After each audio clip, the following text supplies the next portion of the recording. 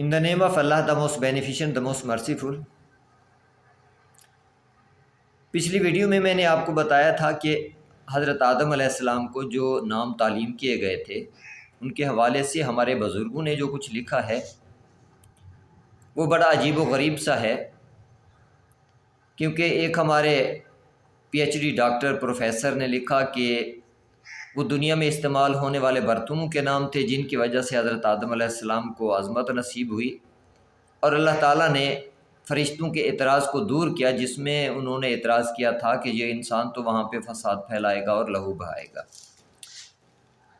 یعنی حضرت آدم علیہ السلام کو لوٹا، دیگچی، پرات ان کے نام بتانے سے ان کو عظمت نصیب ہوئی۔ تو بہرحال یہ عجیب و غریب لاجک ہے کہ جو ہمیں علم دیا جا رہا ہے، جو کچھ ہمیں بتایا جا رہا ہے تفسیر کے حوالے سے۔ ایک اور بزرگ ہیں جنہوں نے لکھا ہے کہ نہیں، وہ دنیا میں بولی جانے والی زبانوں کے نام تھے۔ اب کوئی بھی لینگویج ہے، مثال کے طور پہ اردو ہے، انگلش ہے، ان کا کوئی جسم تو ہوتا نہیں ہے کہ کسی کے سامنے آپ کریں اور پوچھیں کہ یہ کون سی زبان ہے، جبکہ ان ہستیوں کے نام جن کے نام اللہ تعالیٰ نے حضرت آدم علیہ السلام کو تعلیم کیے تھے ان کو فرشتوں کے سامنے کیا اور پھر پوچھا کہ ہاں اگر تم اپنے دعوے میں سچے ہو کہ یہ دنیا میں فساد پھیلائیں گے اور لہو بہائے گا یہ انسان، تو ان ہستیوں کے نام بتاؤ۔ تو اگر وہ لینگویج تھی تو لینگویج کی تو کوئی جسم ہوتا نہیں ہے، وجود ہوتا نہیں ہے، تو پھر کیسے ان کو فرشتوں کے سامنے پیش کیا گیا کہ یہ اردو زبان تھی اور یہ انگلش کا وجود سامنے آیا، اور اس طرح سے یہ بھی کوئی منطقی بات نہیں نظر آتی۔ تو کچھ دوستوں نے سوال کیا کہ قرآن کریم اس حوالے سے کیا کچھ ہمیں بتاتا ہے۔ دیکھیں، ڈائریکٹ تو اللہ تعالیٰ نے ان کے نام ہمیں نہیں بتائے، ہاں اس وقت کا جو پس منظر ہے وہ اللہ تعالیٰ نے واضح طور پہ ہمیں دکھایا ہے کہ اللہ تعالیٰ نے فرشتوں کو حکم دیا کہ آدم کو سجدہ کرو، سب نے سجدہ کیا مگر ابلیس نے سجدہ نہ کیا۔ یعنی وہاں پہ کون تھے؟ اللہ تعالیٰ، حضرت آدم علیہ السلام، فرشتے، ابلیس، یہ سارے فگرز ہیں۔ اس کے بعد ہیں وہ ہستیاں جن کے نام تعلیم کیے گئے تھے، یا اللہ تعالیٰ نے ابلیس سے فرمایا کہ کیا تو عالین میں سے تھا یا تو نے تکبر کیا۔ یعنی کچھ عالین تھے،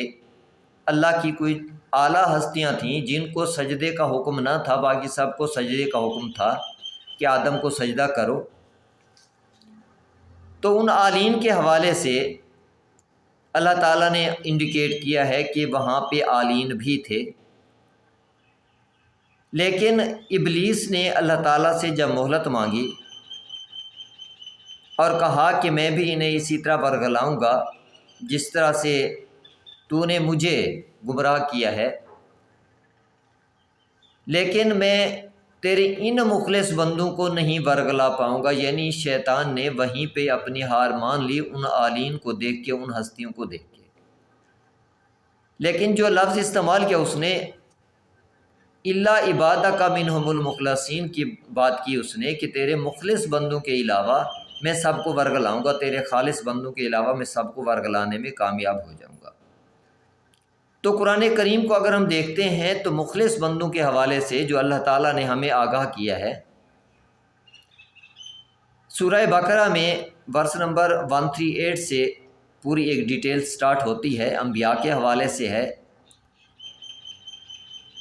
کہ اے میرے نبی کہہ دیجئے ہم ایمان لائے ہیں، تمام انبیاء پہ ہم ان میں کوئی فرق نہیں کرتے اور ہم اسی کے لیے مسلمین ہیں،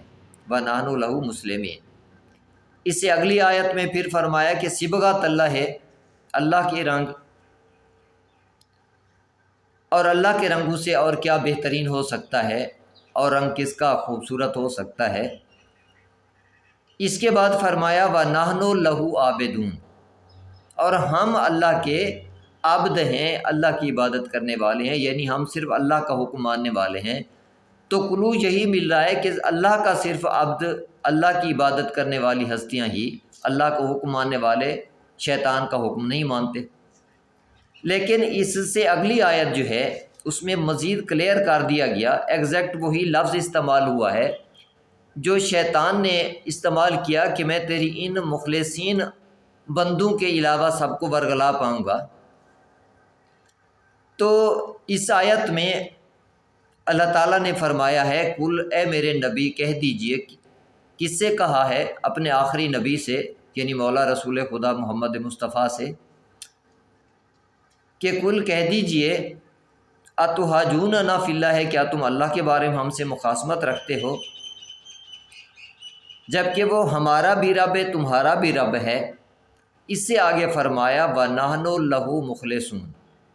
اور ہم تو اسی کے مخلصون ہیں،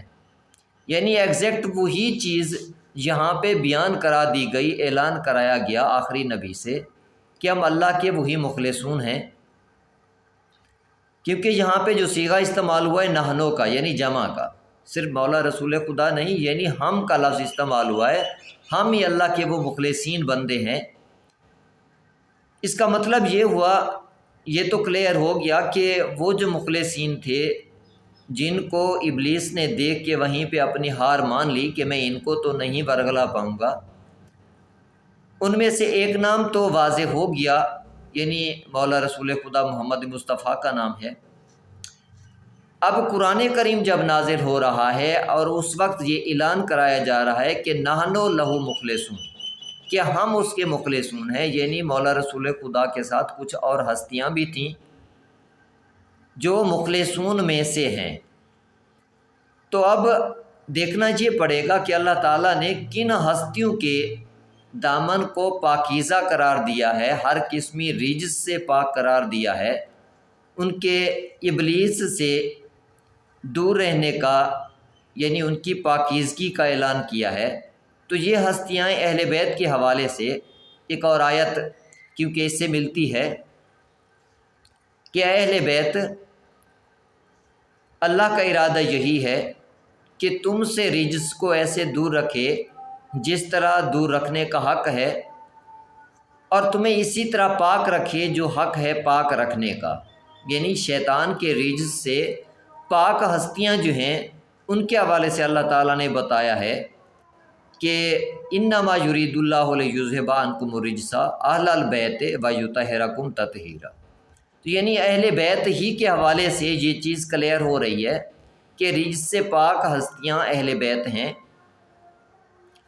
جو انڈائریکٹ طریقے سے کلو ملتا ہے ہمیں، پہلے ایک ڈائریکٹ ہے مولا رسول خدا کے حوالے سے کہ نحنو لہو مخلصون، ہم وہی اللہ کے خالص بندے ہیں۔ اب نحنو کے ساتھ ساتھ اور ہستیوں کے نام ہمیں کیسے معلوم ہوں، تو ان کے لیے ہمیں دیکھنا پڑے گا کہ شیطان کے رجس سے جو پاک ہستیاں ہیں وہ کون ہیں۔ تو ان کے لیے آیت تطہیر موجود ہے جس میں اللہ تعالیٰ نے خود اعلان کیا ہے، یعنی ہمیں قرآن کریم سے باہر جا کے کسی سے اس کی تفسیر کرنے کی ضرورت نہیں ہے، کسی سے پوچھنے کی ضرورت نہیں ہے، کیونکہ جب فرقان کلیئر کر رہا ہے اس چیز کو کہ پاک ہستیاں جو ہیں، رجس سے پاک ہستیاں اللہ کے وہ مخلص بندے، اللہ کے وہ عبادت گزار بندے کون سے ہیں؟ یہ اہل بیت ہیں، آخری نبی ہیں، تو اس میں کوئی شک و شبہ کی بات نہیں رہ جاتی۔ باقی ایگزیکٹ وہ ہستیاں کون سی تھیں ان کے حوالے سے ڈائریکٹ نام تو قرآن کریم میں ہمیں نظر نہیں آ رہے، کیونکہ بہت ساری ایسی آیات بھی ہیں جن کے تراجم کا ہمیں پتہ نہیں ہے۔ مثال کے طور پہ الف لام میم، یہ ہے تو آیت، کتاب کا نام بھی ہے کیونکہ ذالک الکتاب ہے۔ اب بہت سارے ایسے الفاظ ہیں جن کو ہمیں تو یہ بتایا جاتا کہ یہ حروف مقطعات ہیں، جبکہ اللہ تعالیٰ ان حروف مقطعات کے بارے میں فرماتے ہیں کہ یہ آیات ہیں۔ اب ان آیات کے بارے میں کیونکہ ہم جانتے نہیں ہیں، اسی وجہ سے ہم کلیئرٹی کے ساتھ تو بہرحال کچھ نہیں کہہ سکتے۔ ہاں، جو انڈائریکٹ طریقے سے ایک کلو ملتا ہے